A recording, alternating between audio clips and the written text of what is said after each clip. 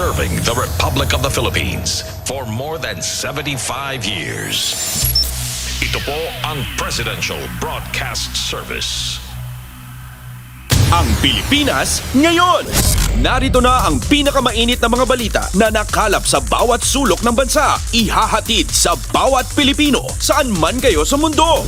Ang Pilipinas ngayon! Pakinggan ang bawat kaganapan sa bawat lalawigan. Ito ang Pilipinas ngayon!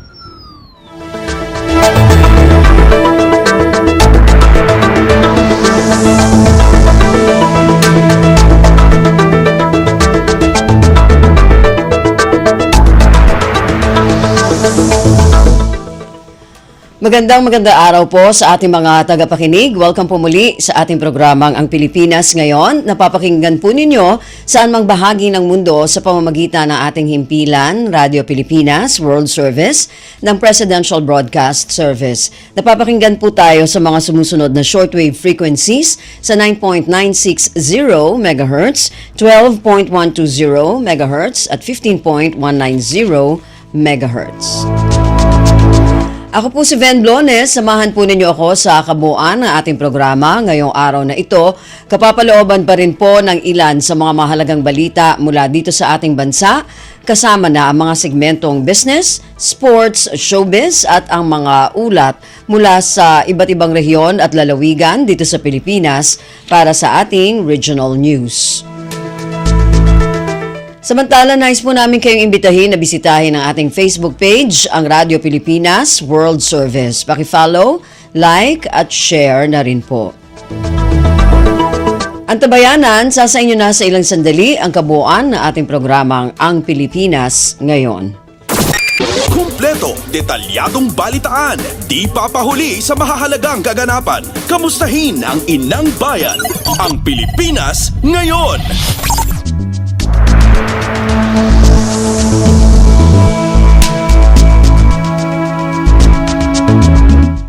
Sa ating mga balita, nakiisa si Pangulong Ferdinand Romualdez Marcos Jr. sa selebrasyon ng ika-160 kaarawan ni Apolinario Mabini sa isang flag raising and wreath-laying ceremony sa Mabini Shrine sa Tanawan City, Batangas ngayong Martes, Hulyo 23. Ang naturang selebrasyon ay inorganisa ng National Historical Commission of the Philippines o NHCP. Kasabay nito ang pagsisimula ng National Disability Rights Week na may temang Promoting Inclusion, Celebrating Abilities, and Advocating Access. Narito ang naging talumpati ni Pangulong Ferdinand Romualdez Marcos Jr. sa nasabing okasyon. Kaisa ako ng sambayan ng Pilipino sa pagdiriwang ng ika-160 anibersaryo ng kapanganakan ng ating minamahal na bayaning si Apolinario Mabini. Sa araw na ito, inaalala at pinaparangalan natin ang dakilang paralitiko na nag-alay ng kanyang makabuluhang buhay para sa ating bayan. Ipinanganak noong 1864 sa Talaga, Tanawan, Batangas. Lumaki si Mabini sa sadlak ng kahirapan bilang pangalawa sa 8 anak ng isang tindera at isang magsasaka. Sa lahat naman sa material na mayaman, pinunan niya ang kakulangan ito sa pamamagitan ng tiyaga, determinasyon at katalinuhan. Mahusay niyang ipinamalas ang mga ito sa kanyang pag-aaral.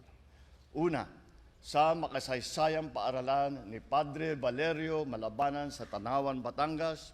Sumunod ay sa Kolehiyo de San Juan de Letran. At ang panghuli ay sa Universidad ng Santo Tomas sa Maynila. Dito siya nag-aral ng abogasya. Dala ang kanyang layuning maipagtanggol ang mga mahirap sa gitna ng matinding pagmamalupit sa ilalim ng pananakop ng mga Kastila. Sa gitna ng kanyang pag-aaral, naging kasapi siya ng La Liga Filipina bilang isa sa mga buong tapang na nagtaguyod ng mga reforma sa panahon ng kolonyalismo. Ngunit nung pinatay si Rizal, lumahok at sumapi si Mabini sa revolusyonaryong puwersa ng katipunan sa kadahilang nawalan din siya ng paniniwala at pag-asa na magkakaroon ng kompromiso sa pagitan ng Espanya. Sa gitna ng namumuong revolusyon, tinamaan siya ng sakit ng polio at hindi naglaon ay nalumpo at ang kanyang mga binti.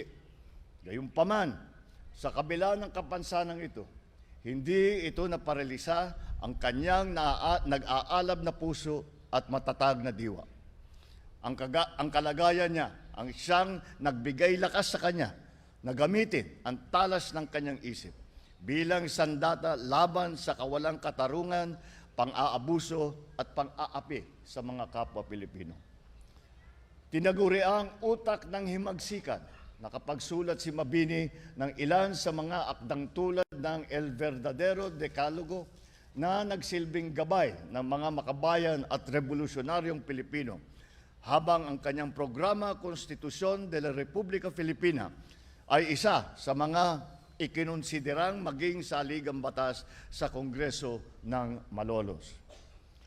At nang maitatag ang ating unang republika, nagsilbi siyang bilang kauna-unahang punong ministro at ministrong panlabas, kung saan ay ipinamalas niya ang kanyang malawak na kaalaman, talino at kakayahan sa pagpapatibay ng ating bagong tatag na bansa. 1 siglo at 2 dekada na lumipas mula nang huling masaksihan ng mundo ang kanyang angking galing. Ngunit walang hanggan ang ating pararangal at para sa kanya at alaala sa paraang nararapat sa kanyang bilang isang tunay na bayaning Pilipino. Tuluyan din nating iniukit ang kanyang pangalan sa mga pangunahing lansangan ng Batangas, ng Maynila at sa ibang parte pa ng bansa. Maraming tulay, gusali, dambana at mahahalagang lugar ang naitayo rin para parangal sa ating bayani. Sa katunayan, sa loob mismo ng sentro ng pambansang pamahalaan, matayog na nakatayo ang kapitag-pitagang Mabini Hall o Bulwagang Mabini, ang pinakamalaking gusali sa buong Malacanang, na sumasailalim sa natatanging lugar ng bayaning tumulong sa paglatag ng pundasyon ng ating republika. Nararapat lamang na ipangalan ang mga istrukturang ito sa kanya dahil dito rin matatagpuan ang mga kapwa kong magagawa sa tanggapan ng Pangulo ngayon na maihahambing ang galing, talino at pagkamakabayan kay Mabini. Ang kanyang ipinamanang lakas ng loob ay nabubuhay sa kanila at sa maraming Pilipino na patuloy na nag-aalay ng kanilang husay at talento para sa patuloy na pag-unlad ng Pilipinas. Tinatawagan ko ang mga kabataang Pilipino ngayon na gawing inspirasyon at halimbawa ang buhay ni Apolinario Mabini upang magpunyagi sa buhay.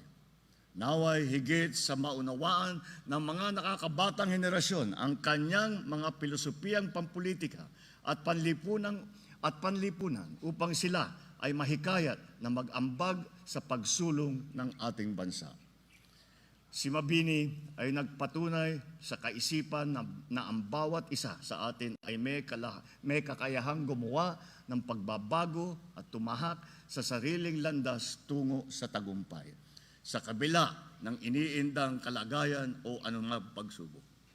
Kaya, sama-sama tayong magtulungan upang matiyak na ang mithiin ni Apolinario Mabini sa magpapatuloy na sa bagong Pilipinas, kung saan ang mga mamamayan ay may pagkakataong maging produktibong kasapi ng isang mas makatao at nagkakaisang lipunan. Si Pangulong Ferdinand Romualdez Marcos Jr. Pasada ng mga balita mula sa Pilipinas para sa mga Pilipino saan man sa mundo. Ang Pilipinas ngayon.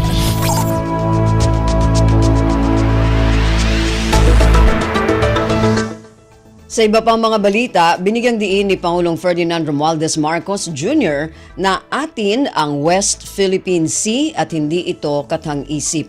Ayon sa Pangulo, hanggat nag-aalab ang diwa ng minamahal nating bansang Pilipinas, mananatili itong atin.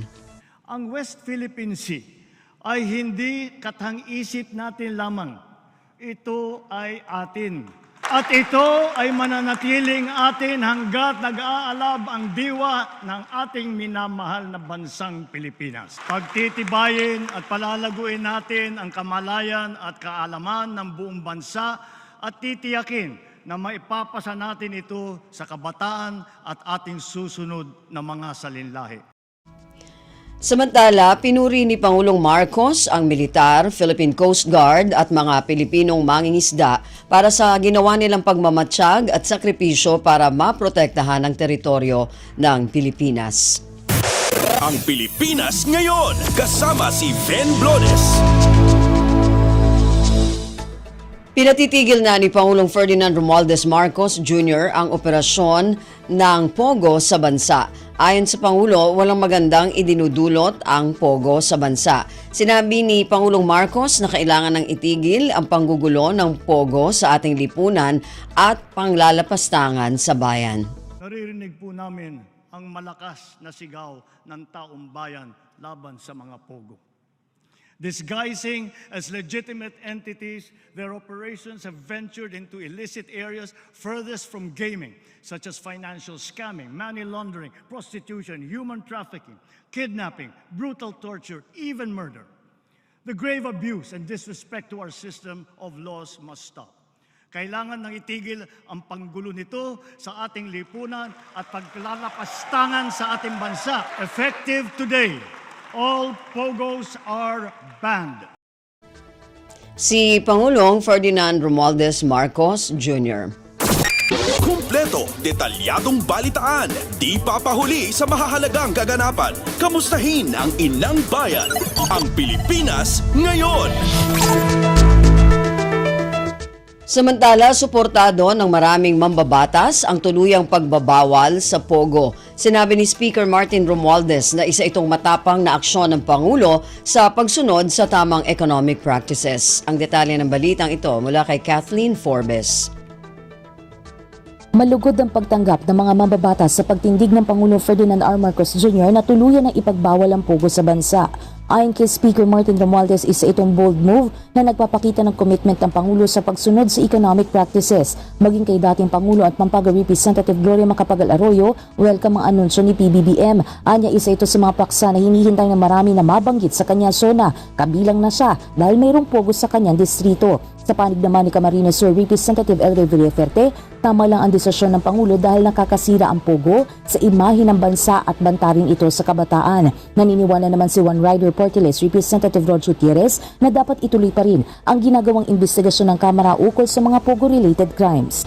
Iginagalang naman ni Albay Representative Joey Salceda ang posisyon ng presidente. Malamig kasi sa una ang mambabata sa total ban ng Pogo. Ngunit ngayon nagsalita na anya ang Pangulo, trabaho niya ngayon bilang House Tax Chief na hanapan ng kapalit ang mawawalang revenue mula sa Pogo. Kumpiyansa rin si Salceda na kakayanin ni PAGCOR Chair Al Tenco ang pagpapatupad sa maayos na transisyon. Ito si Kathleen Forbes para sa Radyo Pilipinas. Pasada ng mga balita mula sa Pilipinas para sa mga Pilipino saan man sa mundo. Ang Pilipinas ngayon.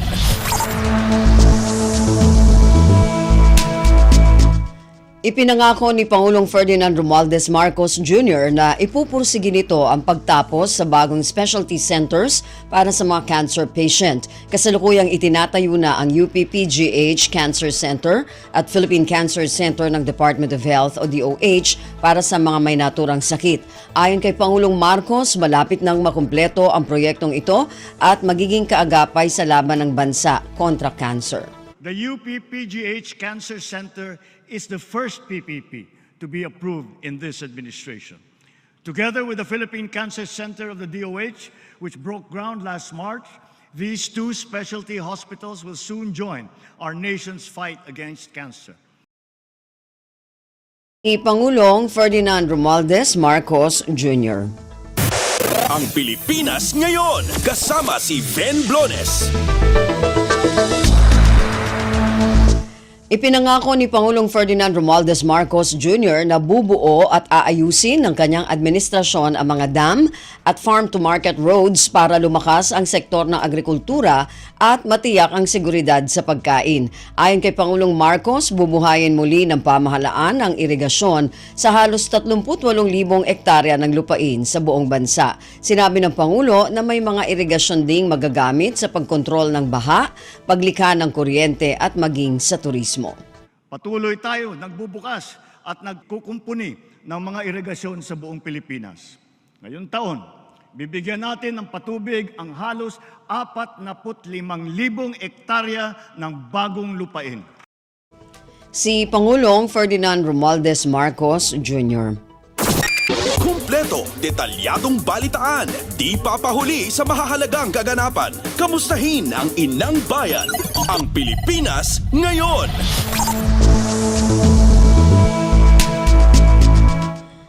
Para matigil na ang smuggling o pagpupuslit sa sektor ng agrikultura, magpapatupad ang Pilipinas ng pre-shipment inspection at verification sa mga imported agricultural products. Ayon kay Pangulong Ferdinand Romualdez Marcos Jr., nangangahulugan lamang ito na seryoso ang pamahalaan laban sa smuggling. Sinabi ng Pangulo na magpapatupad ang Pilipinas ng pre-border technical verification at cross-border electronic invoicing of import commodities. Bilang leksyon, ang mga nasabat na kargamento ng bigas ay agad nating ipinapamahagi sa ating mga mahihirap na kababayan. Ganon din ang sasapitin ng lahat ng mga ipupuslit ng mga bigas. Ang ibang mga produkto naman ay ating sisirain o susunugin, bukod pa sa pagkakakulong sa mga mahuhuling mga salarimen. Pangulong Ferdinand Romualdez Marcos Jr. Pasada ng mga balita mula sa Pilipinas para sa mga Pilipino saan man sa mundo. Ang Pilipinas ngayon. Mataas ang kumpiyansa ng business community sa administrasyon ni Pangulong Ferdinand Romualdez Marcos Jr. Sa panayam ng Radyo Pilipinas, sinabi ni Astro Del Castillo, isang ekonomista, na nakikita ang pagsisikap, mga reforma at mga nagawa ni Pangulong Marcos na nagpapalakas sa ekonomiya. Patuloy niya ang pumapasok ng mga pamumuhunan sa bansa na nagmumula sa mga lokal at dayuhang mamumuhunan. Nakita natin yung pagpasok ng pera dito or ng kapital para mas makatulong sa ating ekonomiya. Isa pa rin tayo sa mga inaasahan na ekonomiya na medyo mas maganda ang performance for this year and next. No? So I think we are on the right direction. Samantala, sinabi ni Del Castillo na maraming hamon ang hinaharap ng Administrasyong Marcos. Kabilang dito ang inflation o pagtaas ng presyo ng mga bilihin. Nagkaroon na rin ng suliranin sa supply chain sa bansa dulot ng nakaraang pandemya, ngunit unti-unti nang nasolusyonan. Ayon kay Del Castillo, tinututukan ni Pangulong Marcos ang agrikultura dahil ito ang pinakaimportanteng magpapababa sa presyo ng mga bilihin. Hindi lang po tayong may problema niyan. Marami pa rin pong bansa ang may problema nito. Kaya po dapat lang talaga sana masulong ng mabilis at maayos ng ating Pangulo, ng present government, yung mga solusyon para ma-address to. No? Yung sa inflation kasi talagang kung maayos ang ating agrikultura, self-sufficient na tayo, tingin natin malaking tulong to sa pagbaba ng presyo ng mga bilihin. Ang ekonomista na si Astro Del Castillo. Ang Pilipinas ngayon, kasama si Ben Blones. Naniniwala si Department of National Defense o DND Secretary Gilbert Teodoro na may matinding plano na idestabilisa ang gobyerno. Binigyang diin ni Defense Secretary Teodoro na ito ang motibo sa likod ng kumakalat na deep fake video ni Pangulong Ferdinand Romualdez Marcos Jr. na inilabas sa mismong araw ng State of the Nation Address o SONA upang makapangloko. Ang tinukoy na video ni Teodoro ay nagpapakita ng umano ay paggamit ng Pangulo ng iligal na droga. Maliwanag na po sa akin, mga kababayan, na meron po talagang matinding plano na i-destabilize po ang ating gobyerno. Nag-umpisa po ito sa mga fake na mga news tungkol po sa Armed Forces of the Philippines at Department of National Defense. Tapos nagprogreso po ito sa di umano'y walkout na hindi naman po nangyari. Kaugnay nito, nanawagan si Teodoro sa otoridad ng Estados Unidos na imbestigahan ang paglalabas ng pekeng video ni Pangulong Ferdinand Romualdez Marcos Jr. na inilabas mula sa nasabing bansa. Binigyang diin ni Teodoro na solido ang DND, ang hanay ng pulisya at sandatahang lakas sa liderato ng Pangulo. Kami naman po sa Department of National Defense, 10 ng lahat ng asensya, kaanib na po ang Armed Forces of the Philippines, ay naninindigan na solido sa likod ng liderato ng ating Pangulo, President Ferdinand Romualdez Marcos Jr., ang constitutional chain of command at ang ating saligang batas. Si DND Secretary Gilbert Teodoro. Kumpleto, detalyadong balitaan, di papahuli sa mahahalagang kaganapan. Kamustahin ang inang bayan, ang Pilipinas ngayon. Samantala, dumistansya ang Department of National Defense sa naging kasunduan ng Pilipinas at China sa pagpapatupad ng Rotation and Resupply o ROREM mission sa BRP Sierra Madre.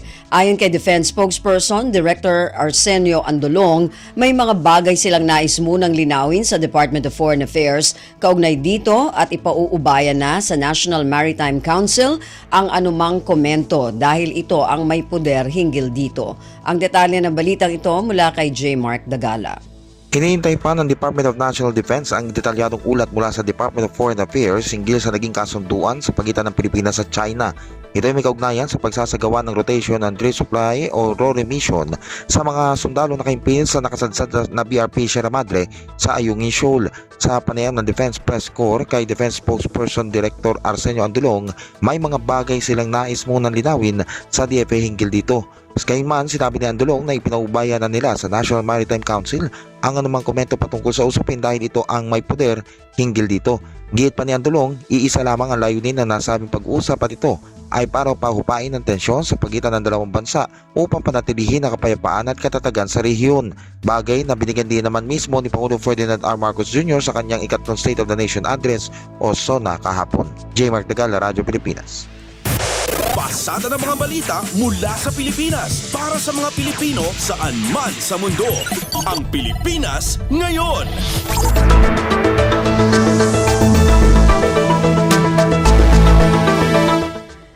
Yan po ang ilan sa mga pangunahing balita mula dito sa ating bansa. Samantala, antabayan na naman po ang mga balita mula sa iba't ibang rehiyon at lalawigan dito sa Pilipinas para sa ating regional news. Balita mula sa lalawigan sa bawat rehiyon ng ating bayan. Dito sa Ang Pilipinas Ngayon.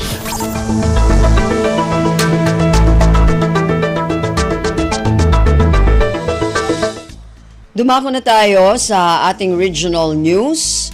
Unahin natin ang mga balita mula sa rehiyon ng Luzon. Mula sa Agoo, International Lifeguarding Certification Training isinagawa sa Bacnotan, La Union. Ang detalye ng balitang ito mula kay Albert Kawile.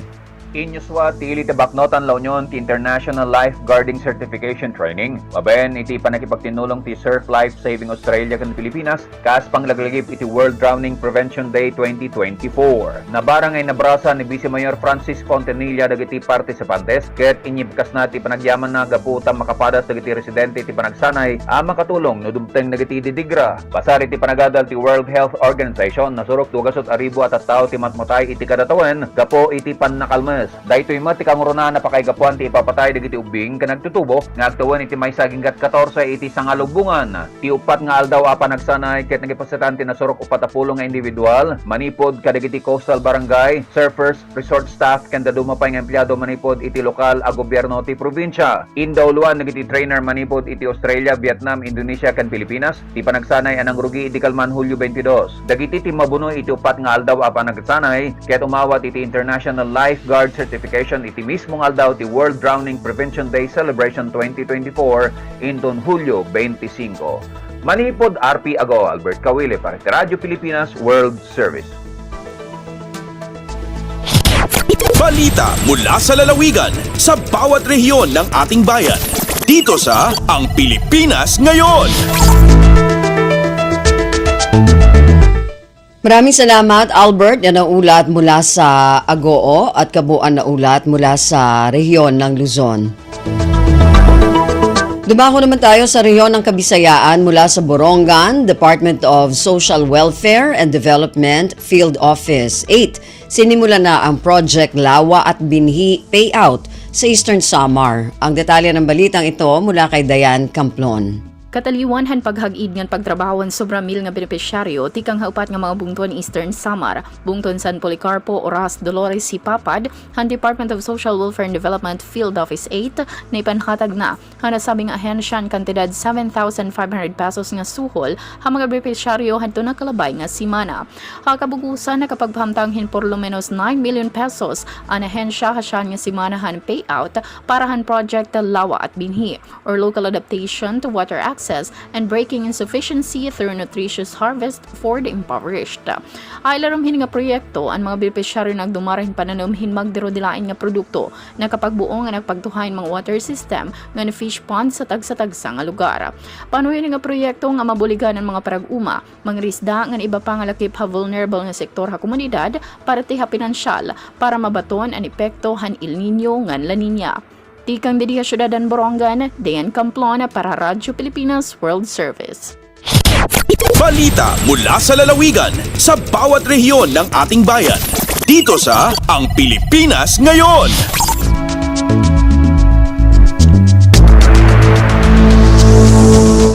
Maraming salamat, Dayan. Yan ang ulat mula sa Borongan. Samantala, dumako naman tayo sa Sogod.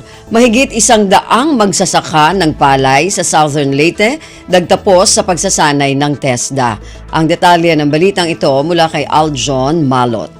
Duga nga mga mag-uuma sa humay sa Southern Leyte ang malampusong nahuman sa mga pagbansay sa Technical Education and Skills Development Authority TESDA. Nasairan sa Radyo Pilipinas nga niabot sa 175 ang nakabenepisyo sa nagkadiyang agriculture-related courses sa TESDA. Ilawom sa Rice Competitiveness Enhancement Fund, Rice Extension Services Program o RCEF-RESP. Lakip sa nakatambayayong sa TESDA sa pagpahigayon ng training ang Magata Integrated Farm sa Barangay Catmon, St. Bernard, Nick Joy Integrated Farm sa Barangay Maanyag, Tomas Opos ug SSM Integrated Farm sa Barangay Kauswagan, St. Bernard. Gitaho nga ang pagbansay kabahin sa pagpatuman sa Republic Act 11203 o ang Rice Liberalization Act nga tinguha ang pagsangkap sa mga mag-uuma nga Pilipino sa mga kinahanglanon nga kahanas gikan sa modernong mga pamaagi sa pagpanguma hangtod sa agribusiness management.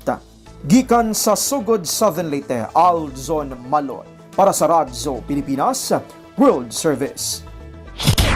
Balita mula sa lalawigan sa bawat rehiyon ng ating bayan. Dito sa Ang Pilipinas Ngayon.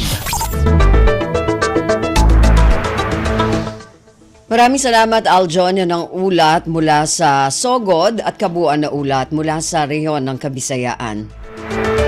Samantala, dumako naman tayo sa rehiyon ng Mindanao mula sa Cagayan de Oro, Department of Social Welfare and Development o DSWD Field Office 10. Nagsagawa ng Program Implementation Review ng Supplementary Feeding Program.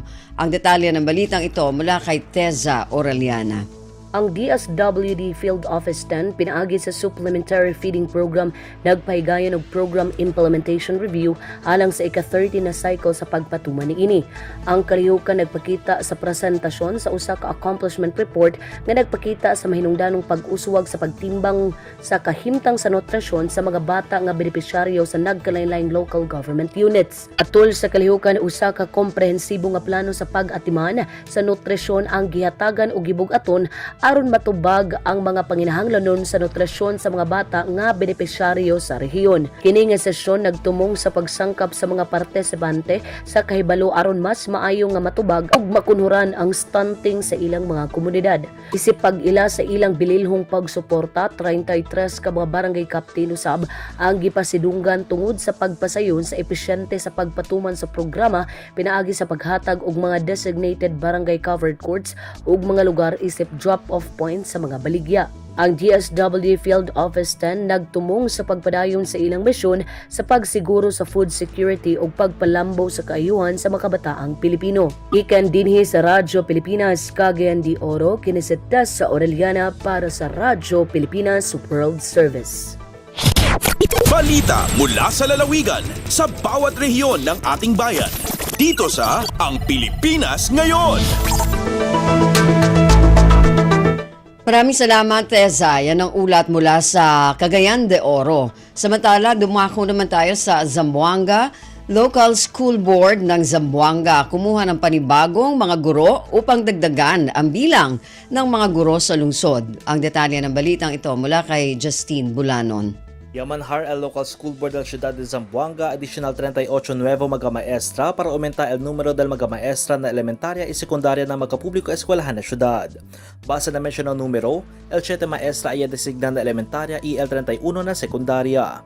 Asigun kun Basilio Uy del City Schools Division Office, el nuevo magamaestra ya kontrata el ciudad ay parte del manpower ya dal el gobyerno lokal para ng Department of Education.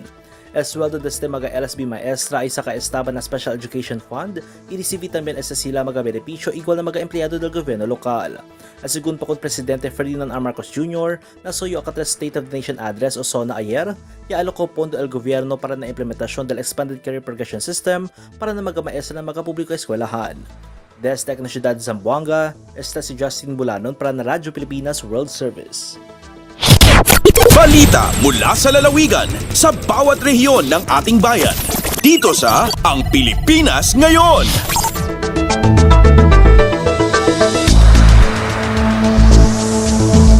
Maraming salamat, Justine. Yan ang ulat mula sa Zamboanga. Dumako naman tayo sa Iligan. Halal Trade Expo isinagawa sa lungsod ng Iligan bilang bahagi ng Pakaradian Festival 2024. Ang detalye ng balitang ito mula kay Alwidad Bashir.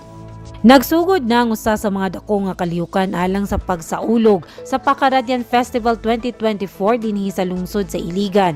Ang Halal Trade Expo karong adlaw, Lunes, Hulyo 23, 2024 hangtod Biyernes niini nga semana. Kini mahitabo sa Robinsons Atrium Mall tubod Iligan City. Ang Halal Trade Expo nagpakita sa kahayag ug bugana nga kultura sa mga Maranao pinaagi sa ilang pagpamaligya sa laing-laing lokal nga mga produkto sama sa ilang espesyal nga pagkaon, handcraft so guban pa nga siguradong makalipay sa mga bisita sa maong expo. Kasama usab niini ang live performances sa laing-laing sining sama sa tradisyonal nga kulintang o guban pa. Gani gihanyag ang tanan nga moadto sa maong kalihukan aron makita ang usa sa tatlong komunidad nga nakab-ot aron magsaulog sa usa ka nagiusa nga iligan, ang mga Maranao. Samtang giisip nga adto ang mga opisyal gikan sa laing-laing ahensya sa gobyerno aron mosalmot sa pagsaulog diin andam sa usab nga ang lokal nga kagamhanan sa lungsod sa pagdawat sa tanang magpalipayon sa Pakaradian 2024. Gikan sa Dakbayan sa Iligan, Alwidad Bashir para sa Radyo Pilipinas World Service. Balita mula sa lalawigan sa bawat rehiyon ng ating bayan. Dito sa Ang Pilipinas Ngayon. Maraming salamat, Alwidad. Yan ang ulat mula sa Iligan at kabuuan na ulat mula sa rehiyon ng Mindanao.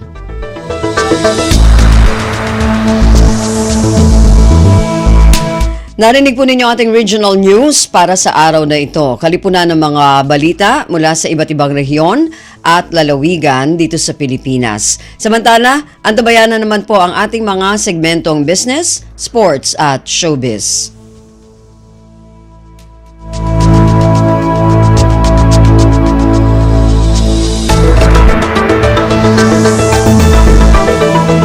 Dumako na tayo sa ating mga segmento. Unahin natin ang ating business news. Narito si Stephanie Vicente.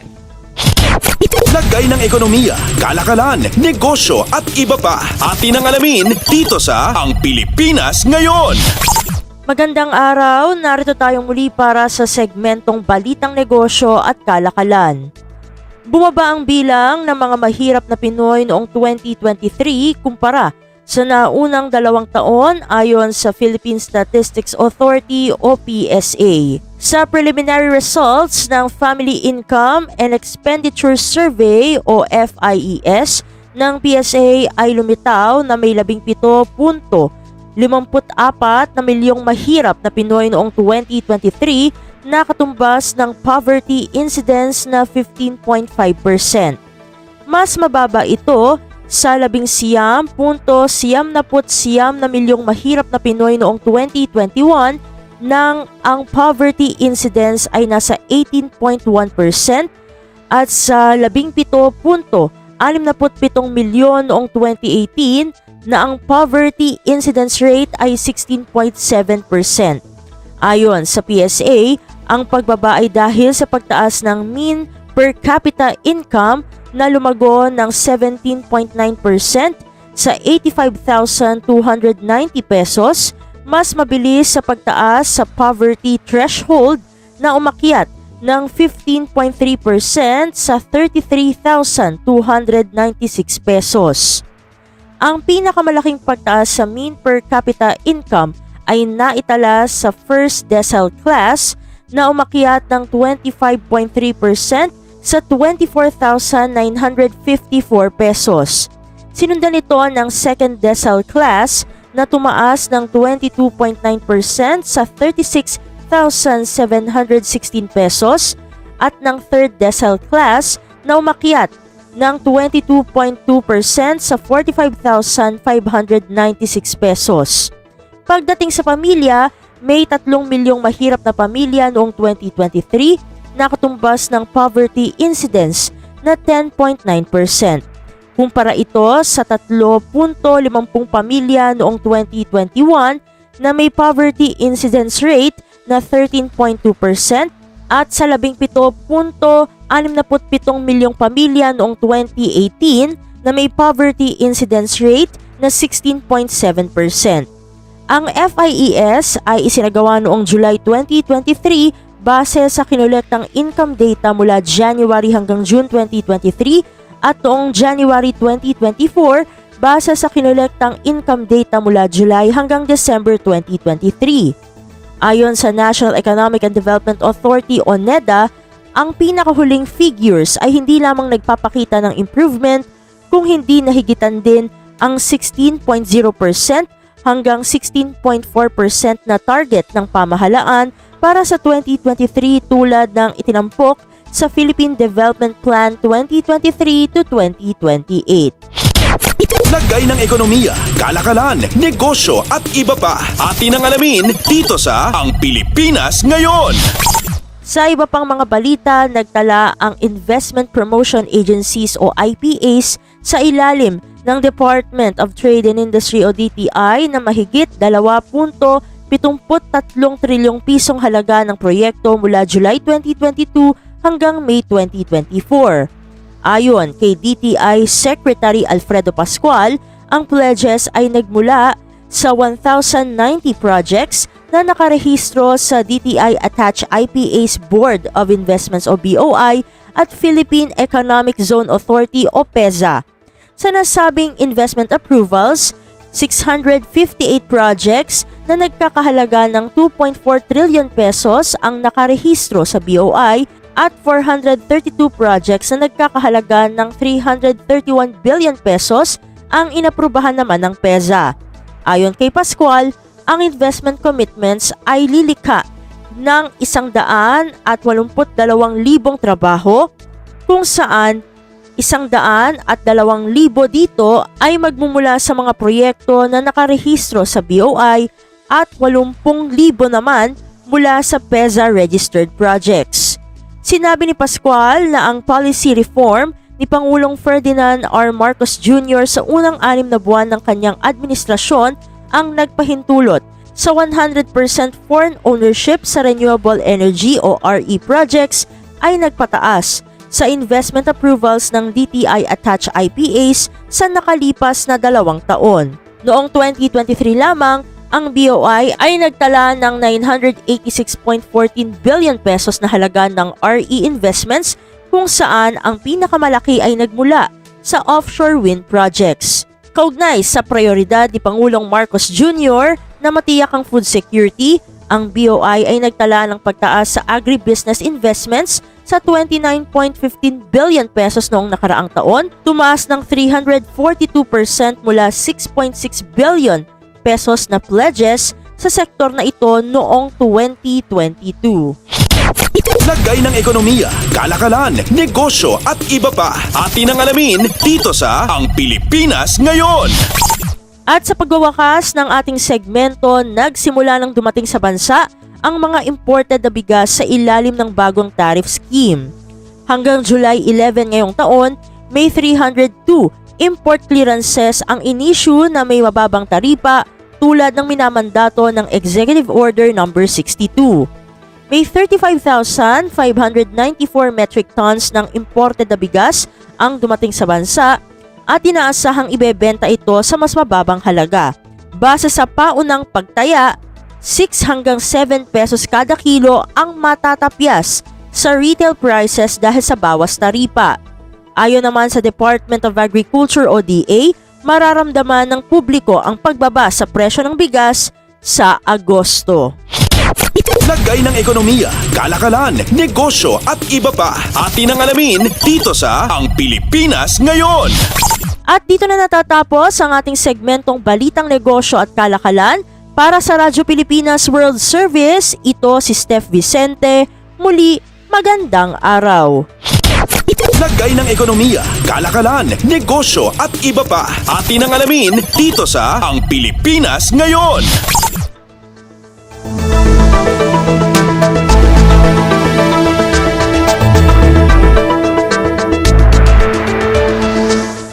Maraming salamat, Steph. Yan ang ating balitang negosyo.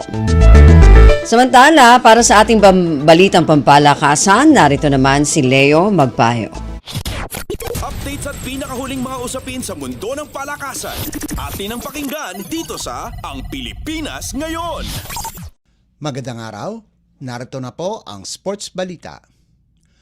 Bubuksan ng 2 Pilipinong atleta na may malaking tsansa na makauwi ng medalya sa Pilipinas sa 2024 Paris Olympics itong Sabado, ika-27 ng Hulyo, isang araw pagkatapos ng opening ceremony sa Seine River. Sina gymnast Carlos Yulo at boxer Yumir Marshall, pati na rin si rower Johnny Delgaco ay masisilayan sa aksyon para sa layunin ng Team Philippines na matumbasan o lagpasan ang kanilang performance sa 2020 Games sa Tokyo, kung saan ang weightlifter na si Heidelin Diaz ay inuwi sa Pilipinas ang kauna-unahang gintong medalya sa Olympics. Malaki ang kumpiyansa ni Philippine Olympic Committee o POC President Abraham Bambol Tolentino para kay Yulo at Marshall, mga returning Olympians na ipinakita na ang kanilang halaga sa international competitions. Si Marshall ay isang bronze medalist sa Tokyo Games, habang si Yulo naman ay nanalo ng ilang medalya sa continental at world level. Sinabi ni Tolentino na inaasahan nila na si Yulo, Marshall at Delgaco ay magbibigay ng malakas na panimula sa Paris at sa katunayan anya sila ay handa na at mataas ang moral. Sasabak si Yulo sa qualification round ng men's individual all-around sa gabi, kung saan nakatakda ang finals sa Miyerkules, ika-31 ng Hulyo. Ang 28 anyos na si Marshall sa kabilang banda ay sasabak sa light heavyweight division, habang si Delgaco, ang kauna-unahang Pilipina na nagkwalipika sa Olympic rowing, ay susubukang makapasok ng finals sa women's single sculls heat. Mamarkahan ng Pilipinas ang ika-100 taon na paglahok sa Olympics na magtitipon-tipon ng 10,714 na atleta mula sa 206 na bansa na lalahok sa 329 na sporting event.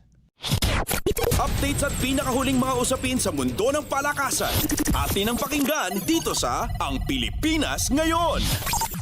Para mapataas ang kompetisyon at lalong maakit ang mga fans, magkakaroon ng ilang inobasyon sa PBA itong darating na Season 49, kung saan ipapakilala nila ang 4-point shot. Itong darating na season, masisilayan sa PBA court ang 27-meter arc mula sa basket, at kapag naipasok ang bola mula sa arc na yon, ay bibigyan ng 4 na puntos. Mananatili naman ang 23-meter 3-point line. Hindi ito ang kauna-unahang pagkakataon na may pinakilalang inobasyon ang liga kung saan ipinakilala ng PBA nitong nakaraang All-Star Game ang 4-point shot at isa sa mga unang nakagawa ng tiradang ito ay si Robert Bullock na nakagawa ng 4-point shot, sahog pa ang foul mula kay Calvin Abueva para makumpleto ang kauna-unahang 5-point play sa liga. Ayon naman kay Barangay Ginebra Governor Al Francis Chua, mababawasan ang zone defense at magiging mabilis lalo ang labanan. Updates at pinakahuling mga usapin sa mundo ng palakasan. Atin ang pakinggan dito sa Ang Pilipinas Ngayon. Handa na si Ree De La Rosa na gumawa ng pangalan para sa kanyang sarili sa Philippine Basketball Association o PBA. Pinili si Ree sa ika-4 na round ng katatapos lamang na PBA Rookie Draft at may tsansang ipagpatuloy ang legasiya ng kanyang pamilya sa liga. Ang kanyang kapatid na si Rome na kasalukuyang naglalaro para sa Magnolia Hotshots habang ang kanyang ama na si Romy ay naglaro din sa liga sa mga koponan ng Shell at Santa Lucia.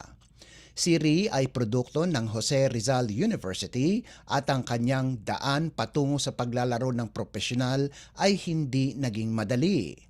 Noong 2021, habang nasa Estados Unidos, nagtamo ng ACL injury si Ree kaya't hindi siya nakapaglaro sa NCAA Season 97. Nakapaglaro muli siya noong Season 98, subalit nagtapos ang Heavy Bombers sa pang-siyam na pwesto.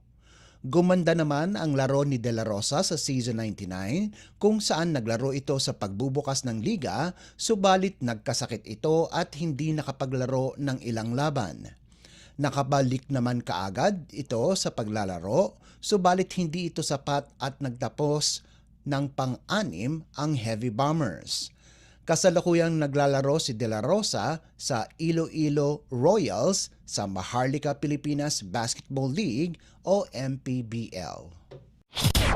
Updates at pinakahuling mga usapin sa mundo ng palakasan.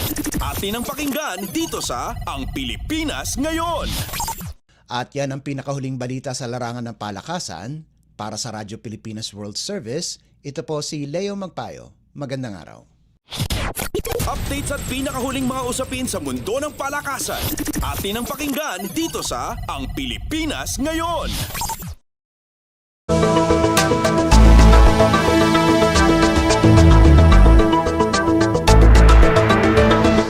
Maraming salamat, Leo. Yan ang ating balitang pampalakasan.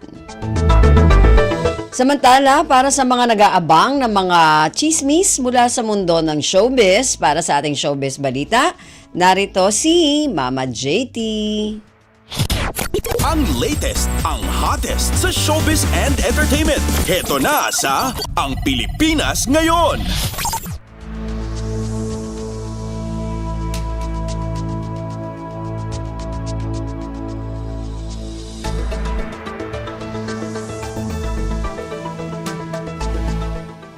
Magandang araw sa ating mga chismoso at chismosang nag-aabang ng mga trending na balita sa mundo ng showbiz. Ito na ang ratsyada ng mga chika. Marian Rivera suportado si Dingdong Dantes sakaling maisipan nitong tumakbo sa eleksyon 2025. Hindi umano masasagot ng GMA Prime artist na si Marian Rivera kung tatakbo ang asawa nitong si Dingdong Dantes sa eleksyon sa susunod na taon. Gayunman, nagpahayag ang aktres ng suporta kay Dingdong sakaling naisin nitong tahakin ang politika. Ni Marian, magkakaroon muna umano sila ng heart-to-heart talk. Mag-asawa bago magdesisyon sa mga bagay na tatanggapin nila, partikular na sa mga proyekto at endorsements na kukunin nila. Tiniyak naman ng GMA ni Marian na hindi nila napag-uusapan ni Dingdong ang pagpasok sa politika dahil mas prioridad ng dalawa na makapaglaan ng oras sa kanilang mga anak na sina Zia at Sixto Dantes. Ang latest, ang hottest sa showbiz and entertainment. Heto na sa Ang Pilipinas Ngayon.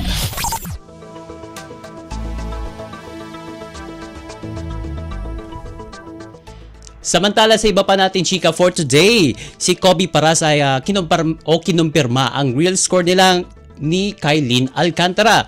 Sabi nila, we are great friends. Yan ang saad ng basketball player na si Kobe Paras matapos na itong tanungin tungkol sa totoong status nila ng kapuso actress na si Kailin Alcantara. Kinumpirma ni Kobe na hindi pa niya tinatanong si Kylie na maging girlfriend niya. Matatandang nagkaroon ng usap-usapan na merong something sa dalawa matapos i-repost ng basketball player ang larawan sa Instagram ng actress. Samantala sa kabila ng kumakalat na chika, kinumpirma naman ni Kailin sa isang pahayag na siya ay single ngayon at na-enjoy niya umano ang pagiging single. Ang latest, ang hottest sa showbiz and entertainment. Heto na sa Ang Pilipinas Ngayon.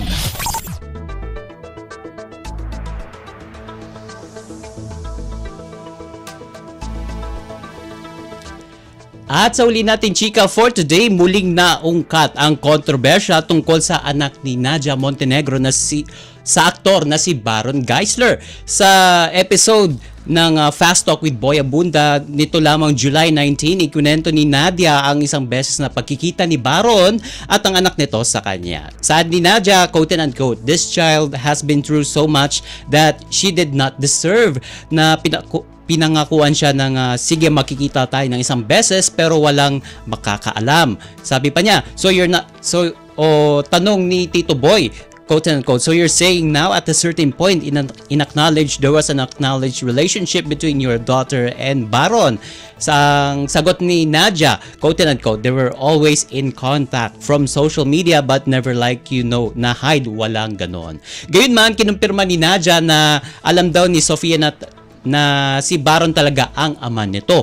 Matatanda nga nagsimulang lumutang ang chika tungkol sa anak ni Nadia at Baron nang aminin nang huli ang tungkol dito sa isang panayam sa Showbiz Insider na si OG Diaz nitong Marso. Ang latest, ang hottest sa showbiz and entertainment. Heto na sa Ang Pilipinas Ngayon.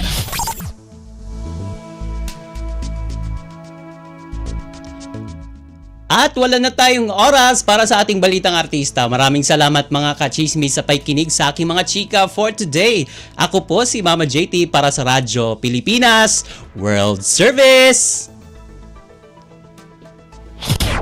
Ang latest, ang hottest sa showbiz and entertainment. Heto na sa Ang Pilipinas Ngayon.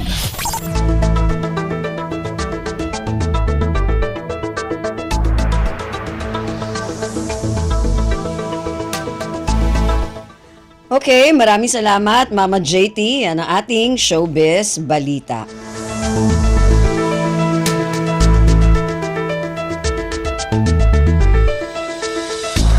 Narinig po ninyo ang kabuuan ng ating programang Ang Pilipinas. Ngayon, magpapasalamat muna tayo sa mga nakasama natin sa ating programa ngayong araw na ito sa ating technical side kina Milo Jonella, Susan Aizon at Anthony Pimentel. Maraming salamat din sa mga nakasama natin sa ating mga segmento para sa ating Balitang Negosyo kay Stephanie Vicente, sa ating Balitang Pampalakasan kay Leo Magpayo, sa ating mga kasama na nag-ulat mula sa iba't ibang rehiyon at lalawigan dito sa Pilipinas para sa ating regional news, sa ating showbiz balita kay Mama JT, at sa ating executive producer ngayong araw na ito kay Jerome Toledo at sa ating station manager na si Mr. Ray Sampang. Hanggang sa susunod na edisyon ng ating programang Ang Pilipinas Ngayon, ako po muli si Ven Blones. Maraming salamat po at mabuhay po tayo mga Pilipino. At yan ang Pilipinas Ngayon. Muling samahan si Ven Blones sa parehong oras at alamin ang pinakahuling mga kaganapan at balita saan man kayo naroon. Ang Pilipinas Ngayon.